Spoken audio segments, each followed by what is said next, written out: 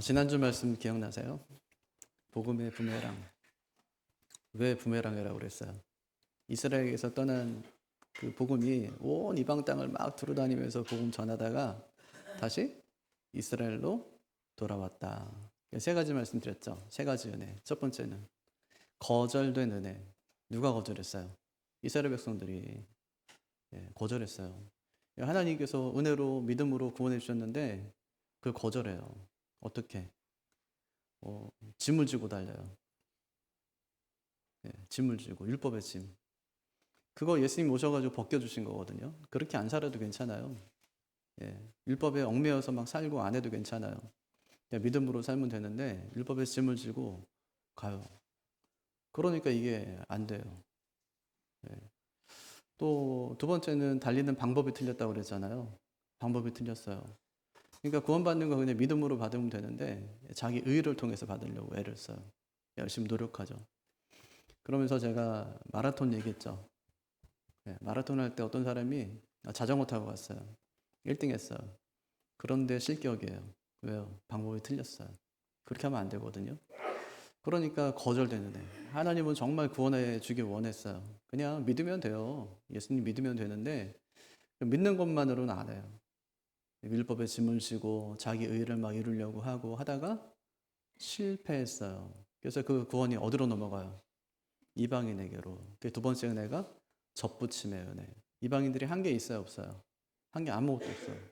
하나님이 어떻게 하셨냐면 이방인 그 붙여 데려다가 유대인들이 잘려나간 가지에 그냥 붙여줬어요. 접붙여줬어요, 그냥. 뭐 한 게 아무것도 없거든요. 맨날 죄만 짓고 살았고 하나님도 알지 못하던 사람들을 하나님이 데려다가 그냥 접붙여 주셨어요. 세 번째, 어떻게 해야 돼요? 이제는 지켜야 되는 어떻게 살아가야 돼요? 두려움 가운데 살아가야 돼요. 왜냐? 하나님이 원가지도 아끼지 아니하셨는데 너희는 어떻겠냐? 이렇게 말씀하셨어요. 그러니까 두려움 가운데 살아가야 돼요. 그러면 우리 구원이 막 떨어질지도 모르겠네? 이런 불안함이에요? 그런 게 아니라 하나님께서 그렇게 은혜로 우리에게 구원해 주신 그 은혜에 감사하면서 두려움 가운데 신앙생활 할 것을 말씀하신 것이죠. 그래서 제가 두 가지 기억하자 그렇게 말씀드렸는데 하나는 내가 잘나서 구원받은 거? 아니다. 두 번째는 받은 은혜를 두려움으로 잘 지키자. 하나님은 다 참아요. 다 참아줘요, 막. 근데 하나님은 한 가지 못 참아요. 뭘 못 참아요? 믿음 없는 거. 믿음이 없이는 기쁘시게 하지 못하나니. 하나님은 다 참아요, 진짜. 그러니까 우리가 살아가는 모든 삶에서 하나님 다 참아주죠, 그죠? 딱 하나 못 참는 거예요. 믿음 없는 거. 근데 큰 믿음을 원하는 것도 아니에요. 하나님이 진짜 원하는 믿음은 손톱만도 못한 믿음. 진짜.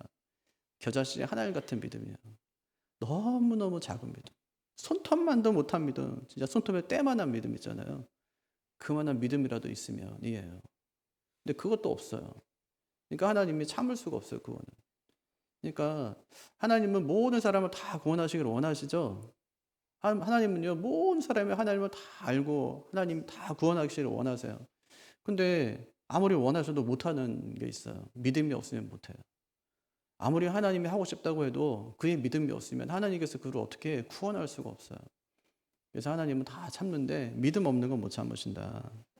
그래서 어떻게 해야 돼요? 매일 자신을 돌아보고 믿음에 거하기를 힘써야 된다. 그게 두렵고 떨림으로 우리의 구원을 이루어가는 거예요. 믿음으로 살아가는 것이죠. 로마서는 두 부분 되어 있거든요. 오늘까지 하면 11장 끝나죠. 여기까지가 이론편. 그 다음에 12장부터 마지막 장까지는 실천편이에요. 복음이 어떤 것인지를 앞에서 충분히 설명한 다음에 복음으로 살아가는 것이 어떤 삶인지를 자세히 설명하고 있어요. 그러니까 바울이 오늘 이제 복음의 마침표를 딱 찍어야 돼요. 복음은 이거야 이러면서요. 근데 처음에 어떻게 시작해요? 복음이 뭔지부터 시작하죠. 왜 복음이 오게 됐대요? 아니 이방인들이 죄 가운데 살아가니까. 1장 이방인의 죄, 2장 유대인의 죄, 3장 모든 사람의 죄, 4장 그래서 하나님이 하신 일 예수님 보내서 의롭게 하신 거예요. 의롭게 된 결과 어떻게 됐어요? 우리가 하나님과 화평하게 되고 또 우리가 천국 가게 됐다는 거죠. 그게 5장. 그 6장에서는 그런 사람 어떻게 살아가야 돼요? 죄의 종으로 살아가야 돼요? 아니면 의의 종으로 살아가야 돼요? 의의 종으로 살아가야 돼요. 7장 어떻게 살았대요? 죄의 법 아래에서 살았대요. 그럼 어떻게 해야 돼요? 벌 받아야 되는데 8장 하나님은 그 사랑에서 우리를 끊지 않으신대요. 왜냐? 9장 하나님께서 우리를 주권적으로 선택하셨기 때문에. 이거 잘나서 선택한 거 아니에요. 하나님이 주권적으로 우리를 선택하셨다고요. 그럼 그거 우리만 알고 있으면 돼요? 아니면 전해야 돼요? 10장 전해야 된대요. 왜요? 믿음은 들으면서 나오기 때문에. 근데 11장 전했는데 사람들이 믿던가요? 이스라엘도 안 믿었다는 얘기예요. 그래서 어떻게 했대요? 이제 이 복음이 이방 세계로 다 퍼졌다. 그리고 나 다시 유대인에게로 이스라엘로 돌아온다. 요 얘기하고 복음의 마침표를 딱 찍는 한 문장이 오늘 말씀에 나와요. 예. 복음의 퍼즐을 맞추는데, 구원의 퍼즐을 맞추는데 마지막 피스에 마지막 남은 그 한 조각, 거기에 뭐라고 써 있냐면 이렇게 써 있어요. 온 이스라엘이 구원을 받으리라. 이게 마지막 피스예요. 예, 그게 26절에 말하는 온 이스라엘이 구원을 받으리라. 이렇게 하나님의 복음이 구원이 완성이 돼요. 그럼 온 이스라엘은 누굴까요? 이스라엘 백성들을 말하는 거예요. 온 이스라엘을 했으니까 디아스포라 유대인들까지 해서 전 세계에 흩어진 막 유대인들이 이스라엘로 막 돌아와가지고 거기서 하나님을 찬송하고 예배하고 그들이 구원받는 곳으로 끝나는 거예요? 그들의 구원 잔치로 마지막 복음이 완성되는 겁니까? 그게 아니라 온 이스라엘은 우리도 이스라엘이에요. 어떤 이스라엘? 영적인 이스라엘. 예, 영적인 이스라엘. 예. 그러니까 여기 온 이스라엘은 유대인과 이방인 모두를 포함하는 거예요. 하나님의 구원 사역이 완성되는 그날 마지막 주님 하나님의 손에 들려있던 마지막 복음의 그 피스가 하나 조각이 맞춰지는 거예요. 그리고 이 세상은 끝, 예수님의 재림. 이렇게 이제 된다는 것이 오늘 말씀인 것이죠. 그래서 오늘 말씀을 통해서 깨닫게 되는 것 첫 번째가 구원에는 때가 있다는 거예요. 뭐가 있어요? 때가 있어요. 25절. 같이요. 형제들아 너희가 스스로 지혜 있다 하면서 이 신비를 너희가 모르기를 내가 원하지 아니하노니 이 신비는 이방인의 충만한 수가 들어오기까지 이스라엘의 더러는 우둔하게 된 것이라. 구원에는 때가 있대요. 어떤 사람은 일찍 부르고 어떤 사람은 좀 늦게 불러요. 우리 여기 아기들은 벌써 부름 받아가지고 엄마 뱃속에서 탁 나오자마자 교회 오고 막 이러잖아요. 그건 진짜 큰 복이거든요. 근데 어떤 경우는 아주 늦지막하게 있잖아요. 인생의 후반기 때. 그때 이제 하나님의 부르심을 따라 오시는 분들도 계세요.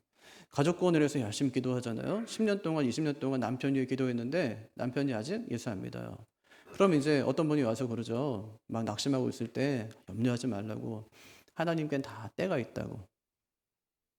그렇죠? 하나님의 시간표가 있다고. 그러니까 너무 낙심하지 말라고. 실제로 그렇죠. 우리가 뭐 애쓰고 노력한다고 한 영혼이 주님께 돌아오는 건 아니잖아요. 우리가 할 수 있는 거는 언제인지 알지 못하기 때문에 그를 위해서 계속 기도하면서 전도하는 거예요. 오늘 혹시 하나님 오늘이 그를 하나님께서 부르시는 때인가요? 하면서 전도하는 거죠. 100명에게 전도해도 다 믿을 수 있지만 간혹 가다가 호떡 전도했는데 예수 믿겠다고 오시는 분들이 계세요. 그럼 하나님의 정하신 때에 하나님께서 이 전도의 방식을 통해서 그를 하나님께서 부르시는 거죠. 그러니까 어떻게 하나님께서 부르실지 모르기 때문에 때를 얻든지 못 얻든지 항상 전파하기를 힘쓰는 것이 우리가 해야 될 일이다 하는 것입니다. 진짜 그래요. 오늘 말씀에도 보면 이방인의 충만한 수가 들어오기까지 이렇게 얘기하죠. 여기 보니까 숫자도 나오고 때도 나와요. 이방인의 충만한 수 이렇게 얘기하고요. 또 하나는 들어오기까지 이렇게 하니까 요건 때잖아요. 마태복음 20장에도 보면 포도원 품꾼비유 나오죠. 주인이 이제 아침 일찍 나갔어요. 6시에 나가가지고 일꾼들을 불러요. 또 정오에도 나가요. 그래서 또 불러. 그 다음에 오후 5시에도 나가는 거예요. 또 불렀어요. 중요한 건 뭐예요? 나중에 돈을 주는데 다 똑같이 줬다. 그러니까 사람의 관심은 어디에 있는 거예요? 시간에 있어요. 나 오래 했는데 이렇게요. 나 오래 예수 믿었는데. 근데 하나님 관심은 어디에 있는 거예요? 은혜에 있는 거예요. 은혜에. 일찍 구원받았다. 늦게 구원받았다. 이게 중요한 게 아니라고요. 나중에 하나님 나라 갔는데 너 언제 구원받았어? 나는 3살 때 받았어. 너 언제 받았는데? 나는 60에 받았어. 의미가 아무것도 없으면 영생을 살아가는 사람에게는 그 시간의 개념이 그 진짜 이거 눈 깜짝할 새도 안 돼요. 그거는.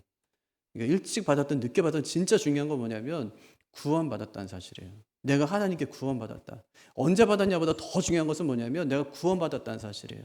이게 너무너무 중요하다는 말이죠. 그래서 하나님은 구원의 마지막 퍼즐을 쉽게 놓지 않으세요. 언제 놓으실까? 구원받을 사람의 수가 다 차면 그때 하나님께서 마지막 퍼즐을 탁 놓으시는 거예요. 그게 26절이에요. 같이 볼까요? 그리하여 온 이스라엘이 구원을 받으리라. 기록된 바 구원자가 시온에서 오사 야곱에게서 경건하지 않은 것을 돌이키시겠고. 25절의 신비가 뭐죠? 25절. 거기 보니까 너희가 신비 알지 못하는데 신비가 뭐냐면 하고 설명해 주는데 이방인의 충만한 수가 들어오기까지 이스라엘 사람들 중에 얼마를 우둔하게 만드는 거예요. 얼마를 우둔하게 만드는 거. 그것을 앞에서는 뭐라고 했죠? 지난주에는? 그렇게 이스라엘 사람들 중에 얼마가 우둔하게 되어서 이 복음을 떠나는 거. 그걸 뭐라고 했어요? 잘려나간 가지라고 얘기했죠. 예, 그 나무에서 잘려나간 가지. 그걸 얘기한 거예요. 그렇게 잘려나갔어요. 잘려나간 그 자리에 이방인들을 데리고 와서 거기다 접붙였다고 얘기했잖아요. 근데 오늘은 뭐라고 하냐면 그리하여 온 이스라엘의 구원을 받는데요. 어떻게 구원받는다는 거예요? 이방인의 수가 다 차면. 예, 그렇게 해서 이방인의 수가 다 차면 이스라엘 백성들이 우둔해진 자리, 그 자리에 이스라엘 백성들이 다 들어오게 되면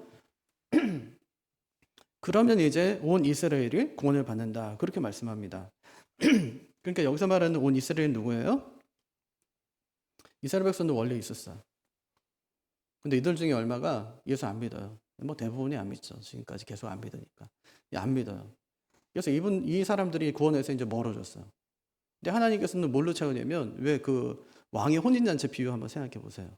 그러니까 처음에 초대한 사람들이 안 오니까 나중에 동네로 가고 막 시골로 산으로 가가지고 뭐 저는 사람, 뭐 가난한 사람, 병든 사람 다 데리고 와 막 이러잖아요. 그래서 그 사람들로 이제 혼인잔치를 채우는 거잖아요. 그러니까 이방인들이 안 믿으니까 그 자리에 유대인들이 안 믿으니까 그 자리에 누굴 채우냐면 온 세상을 다니면서 이방인들을 다 불러다가 그 사람들을 채우는 거예요. 그리고 하는 말이 뭐냐면 온 이스라엘을 이렇게 구원을 받는다 이렇게 얘기하는 거예요. 온 이스라엘은 유대인만은 아니겠죠. 이방인이 그 안에 포함되겠죠. 예, 그 얘기하는 겁니다, 지금. 그래서 25절, 26절은 구원의 순서가 아니에요. 25절은 마치 이제 이방인의 구원이 먼저 이루어지고 26절에서 유대인의 구원이 이루어지는 것처럼 설명하는 분들이 종종 계신데 뭐 역사적 천년설주의자들이나 뭐 시대주의자들 이런 사람들을 그렇게 설명하거든요. 그래서 이런 얘기 들어보셨죠? 주님이 오시기 전에 이스라엘에 아주 대대적인 구원이 일어날 것이다. 이런 얘기요. 유튜브 보면 종종 그렇게 하잖아요. 예, 주님이 오시기 전에 이스라엘이 다 의심하고 막 다 예수 믿고 막 이렇게 할 거다. 뭐 전 세계 있는 유대인들이 막 와가지고 예루살렘에서 부흥 일어나고 막 이러면서 하잖아요. 그래서 백투 예루살렘 운동 막 펼치고. 근데 그런 뜻이 아니에요, 이 말씀은. 뭐 이방인 먼저 유대인은 그 다음에가 아니에요. 만약 그렇다면 유대인들은 진짜 불쌍한 사람이죠. 그렇잖아요. 구원의 가능성이 없는 사람이니까. 얼마나 불쌍해. 나중에 주님 오시기 직전에 그 사람들이 구원받는다면 진짜 불행하고 이것만큼 불공평한 게 없어요. 근데 그 얘기하는 게 아니에요. 이거는 시간이 아니라 영적으로 이해돼야 돼요. 이방인을 구원하고 이스라엘의 구원은 따로 떨어져 있는 게 아니다. 그게 우리가 믿는 바거든요. 그건 뭐냐? 서로 보완적인 역할을 한다. 이방인을 구원하는데 누굴 사용하세요? 유대인들. 그죠? 유대인들을 사용하고 유대인들을 구원하는데 누구 사용하세요? 이방인들을 사용하시는 거예요. 그러니까 유대인들이 떨어져나간 자리에 이방인이 들어가게 되고 이방인이 들어가니까 유대인들을 보면서 시기해요. 저거 원래 우리 자리인데 이러면서요. 시기하는 마음이 들어가지고 다시 그 자리로 돌아오는 거예요. 서로 보완적인 역할을 하게 된다는 말입니다. 하나님은 이렇게 온 이스라엘, 다시 말하면 유대인과 이방인 중에 믿는 자를 불러서 내가 함께 다 구원하겠다. 그러면 구원이 완성된다. 이렇게 말씀하는 겁니다. 이것이 복음의 마지막 남은 퍼즐이에요. 이 세상의 모든 사람들 중에서 내가 모든 믿는 자를 한 사람도 빠짐없이 내가 다 구원해내겠다. 하나님은 그렇게 하실 수 있나요? 하나님 그렇게 하실 수 있어요. 우리 누가복음 15장에 보면은 잃은 양의 비유 나오잖아요. 그때 100마리 양 중에 한 마리 없어지니까 누가 가든가요? 사건 목자를 보내든가요? 아니면은 그 목자가 직접 가든가요? 목자가 직접 가. 왜요? 그 목자는 선한 목자거든요. 그래서 한 마리 잃은 양을 찾기 위해서 산 넘고 물을 건너요. 그래서 양을 찾았어. 찾고 난 다음에 어깨에 메고 와요. 그 다음에 어떻게 해요? 잔치해. 양값보다 잔치값이 훨씬 더 비싼데 그걸 해요.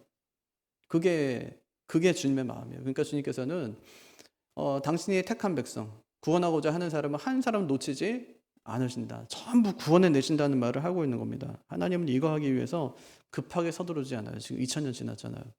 급하게 서두르지 않아요. 천천히 하십니다. 하지만 철저하게 느린 듯이 보이지만 굉장히 정확하게 그를 하고 계신다는 말이에요. 이스라엘 구원은 때가 있습니다. 그러니까 누군가 아직 구원받지 못했는데 하고 이제 생각이 돼도 낙심하지 마세요. 왜냐? 하나님의 시간표는 우리가 다 알 수 없기 때문에. 언제 하나님께서 그를 구원하실지는 아무도 알 수 없어요. 때로는 마치 임종 순간에 구원받는 사람도 있어요. 그거는 그 사람이 처음 주님을 만나는 시간이기 때문에 가장 귀한 시간이에요. 뒤늦게 만나는 그 시간이 처음 주님 만나는 시간이기 때문에 참 영광스러운 시간이라고요. 우리는 진짜로 아무도 알 수 없어요. 언제 우리가 구원받을지, 또 언제 우리 남편이 아이들이 구원받을지 아무도 알 수 없단 말이에요. 그래서 우리가 해야 될 일, 그에게 복음 전하여서 하나님의 구원 사역에 우리가 동참하는 겁니다. 우리는 하나님이 정하신 때를 모르기 때문에 기회가 있을 때마다 혹시 이때가 하나님이 정하신 때가 아닌가 하는 생각하면서 구원이 필요한 사람들에게 복음을 전하는 것이죠. 이것이 주님께서 우리에게 마지막으로 명령하신 거예요. 대위임 명령. 이것이 하나님의 마지막 남은 퍼즐 한 조각을 맞추는 일에 우리가 함께 동역하는 일입니다.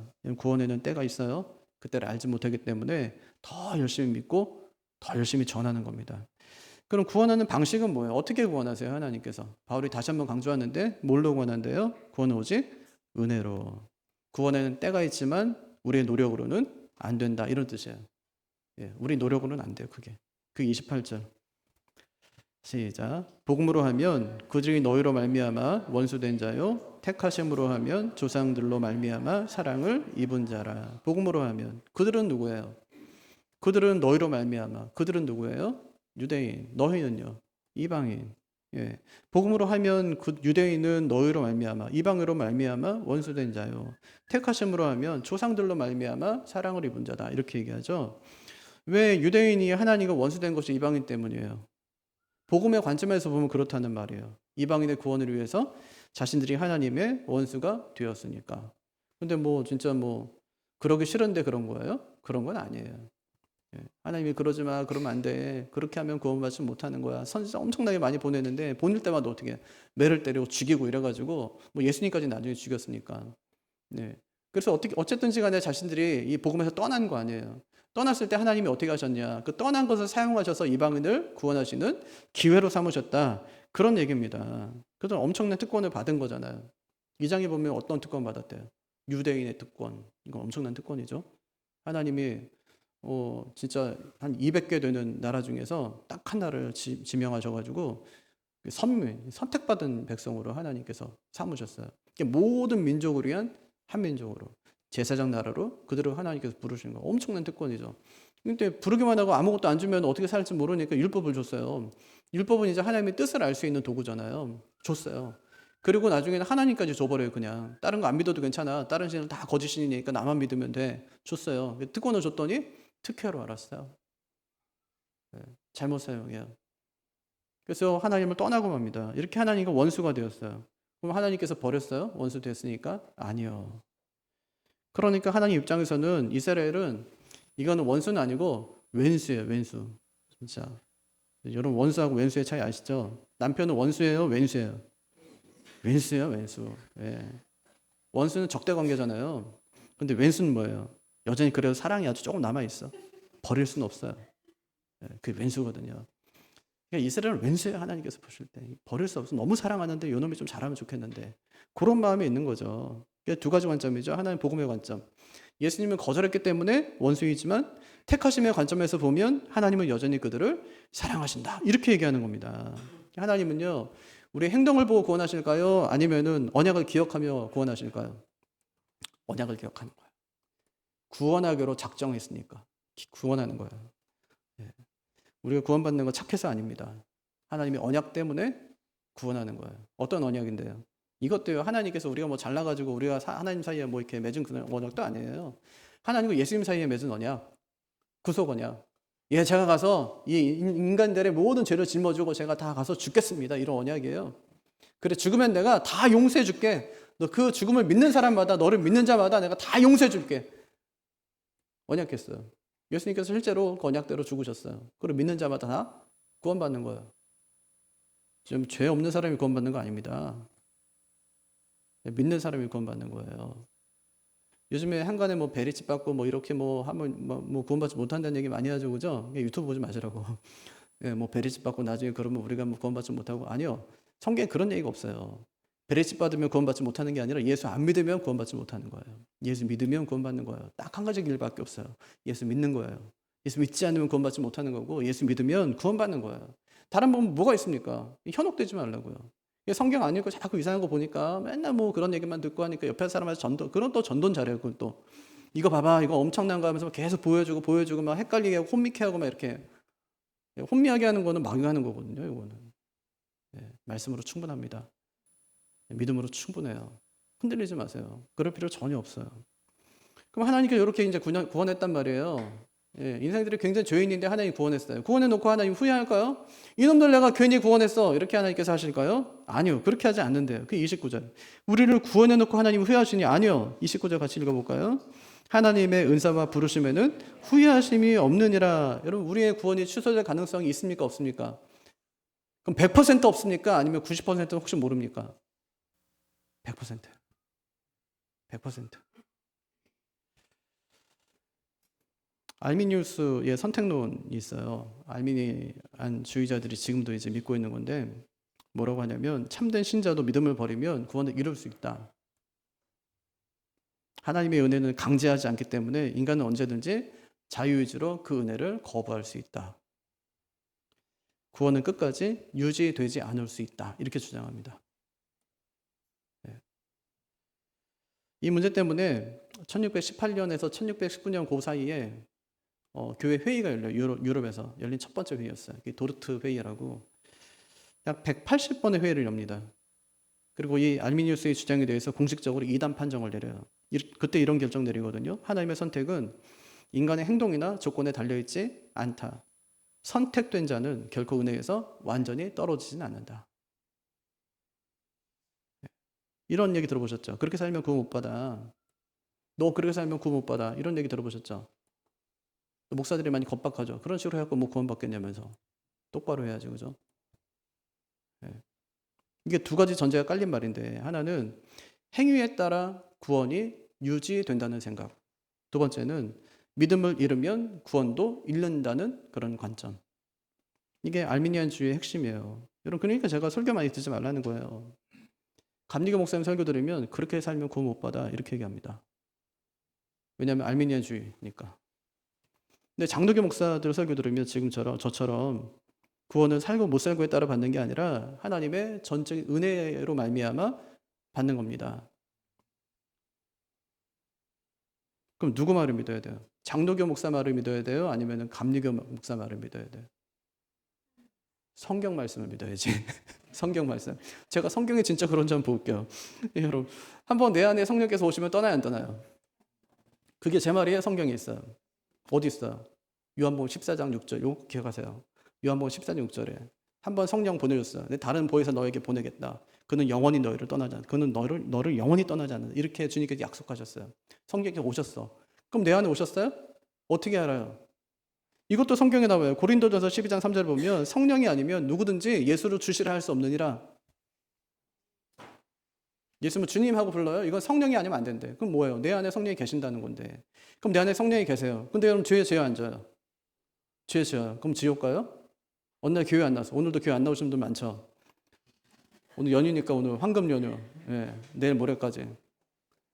교회 안 나왔어. 근데 한번 안 나와 보니까 온라인 예배 계속 드리고 이러다 보니까 또 좋아. 그래서 이제 계속했어. 그러다 보니까 믿음이 떨어졌어요. 어느 순간에 내가 구원 받았나? 이렇게 되는 거예요. 사람 마음이 그렇게 될 수 있잖아요. 믿음이 연약해지면 아팠어. 6개월 동안 아프고 1년 아프고 20년 아팠어요. 교회를 못 나왔어. 믿음이 떨어져요, 점점. 아닐 것 같죠? 제가 한번 신방 갔는데 아주 신실한 집사님이신데 뭐라고 하시냐면 제가 370장 찬송 딱 부르고 난 다음에 막 우세요. 어르신인데. 우시면서 하시는 말씀이 목사님 제가 하나님 말씀을 제가 의심했어요 그러시더라고요. 너무 힘들고 어려운 게 계속되니까 그냥 나쁜 생각하신 거예요. 그냥 죽었으면 좋겠다 스스로. 나쁜 생각하고 있었대요. 근데 오늘 찬송 들으니까 하나님 언약이 있는데 그 언약을 붙들지 못하고 내가 오늘 살았다고 그렇게 고백하시더라고요. 우리는 언제든지 믿음이 약해질 수 있어요. 그러면 다시 이제 약해지면 구원받지 않은 것 같다가 근데 성령께서는 한 번 왔는데, 그럼 영원히 거하시는데, 그럼 내가 믿음이 약해졌다고 지옥 간다면 성령도 함께 가야 돼. 하나님도 함께 지옥 가야 된다고요. 그럴 수 있어요? 없어요. 없어요. 이거 제 말이 아니에요. 없어요. 그럴 수 없어요. 한 번 구원받은 사람이 어떻게 그렇게 될 수 있어요? 근데 만약에 그럴 수 있죠. 그럼 목사님 이런 경우는 어떻습니까? 하면서 설명하는데 그 사람은요 이미 처음부터 구원받지 않은 사람이에요. 예, 구원받은 사람처럼 보였지만 처음부터 구원받지 않은 사람이라고. 그런 사람, 가룟 유다 같은 사람. 그 사람은 차라리 그냥 나지 않는 게 저 사람한테 좋았을 뻔했다 이렇게 말씀하시잖아요. 주님 끝까지 따라다니고 막 제자로서 살았는데 나중에 구원받지 못하니까. 그럼 예수 믿었는데 왜 구원받지 못했습니까? 주님께서 하시는 말씀 딱 한마디예요. 처음부터 그 사람 나지 않는 게 좋았을 뻔했다 이렇게 말씀하시는 거죠. 처음부터 안 믿는 사람이에요. 예수 믿는데 그렇게 할 수 있어요? 없어요. 왜? 두려워서. 하나님이 너무 두려워서. 죄 짓고 살아갈 수 있어요? 죄 짓죠. 근데 계속 할 수 있어요? 못해요. 하나님께로부터 난 자마다 죄를 짓지 않는다잖아요. 습관적인 죄거든요, 그게. 못 져요. 왜? 두려워서. 하나님이 너무 두려운 거예요. 내 안에 계신 하나님이 너무 두려워요. 그래서 더 이상 죄를 지을 수가 없어요. 나쁜 생각하다가도 금세 하나님 생각하면 두려워가지고 그 죄를 지을 수가 없다고요. 하나님 잘못했습니다. 이렇게 하죠. 그러니까 제가 여행 갈 때 성경책 갖고 다니는 얘기 그거예요. 남편도 여행 갈 때 성경책 꼭 챙겨주세요. 그 안에다가. 이거 꼭 갖고 다니면서. 읽진 않아도 계속. 내가 누군지를 기억해야 돼요. 내가 누군지를. 내가 하나님 사람이고 하나님 백성임을 꼭 기억해야 된다고요. 진짜로 이게 성도의 견인교리 아닙니까? 견인교리. 우리의 구원은 하나님이 끝까지 지킨다는 거예요. 만약 이게 아니면 구원은 은혜로 받는 게 아니죠. 은혜 플러스 자기 의 이렇게 되는 거죠. 그러니까 너 그렇게 살면 구원받지 못해. 이 말은 뭐예요? 하나님 은혜 있지만 네 노력도 필요해. 너의 의도 필요해. 이거거든요. 이거는 진짜로 뭐 교회에서 쓰기 너무 좋은 말이죠, 사실은. 예, 교회에서 목사들이 쓰기 좋은 말이죠, 아주. 근데 성경은 그렇게 가르치고 있질 않아요. 이거 뭐 갈라디아에서 바울이 깨부수는 거 아니에요? 믿음으로만은 안 됩니다. 율법도 지켜야 되고 할례도 받아야 됩니다. 거짓 교사들이 계속 와서 가르치니까. 바울이 거기다가 편지 쓰는 거 아니에요? 그 교회에다가 편지 쓰는 거 아니에요? 뭐라고 씁니까? 오직 믿음으로. 웃기고 있네. 오직 믿음으로 이거예요. 그것 때문에 주님께서 죽으셨는데 주님의 죽음이 헛된 것이 된다는 말이에요. 다시 율법으로 돌아가면 주님의 죽으심이 헛된 것이 되는 건 아니냐? 이런 말이에요. 네 공로를 한다면 주님의 공로가 왜 필요하냐? 네 순종을 할 거면 주님의 순종이 왜 필요하냐? 이 말이에요. 다 이루셨는데 믿으면 되는데 뭐 이렇게 복잡하냐? 너무 쉬우니까 사람들이 자꾸 돌아가잖아요. 히브리서 또 쓰잖아요. 야, 뭐 하려고 그렇게 열심히 돌아가냐? 율법보다 더 탁월하신 분, 뛰어나신 분이 예수님이신데, 천사보다 탁월하신 분이 예수님이신데, 뭐 하려고 거기 돌아가려고 하냐? 이런 얘기하는 거 아니에요, 거기서. 예수님이 영원한 대제사장이신데, 단번에 제사로 모든 것을 이루신 분이 예수님이신데, 뭐 하려고 너의 믿음으로, 뭐 너의 의로 구원받으려고 애를 쓰며 돌아가냐? 그렇게 안 해도 괜찮다는 거예요.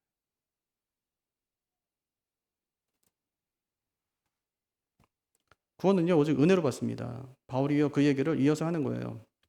이방인들이 어떻게 구원받았냐는 얘기예요. 어떻게 구원받았습니까? 30절.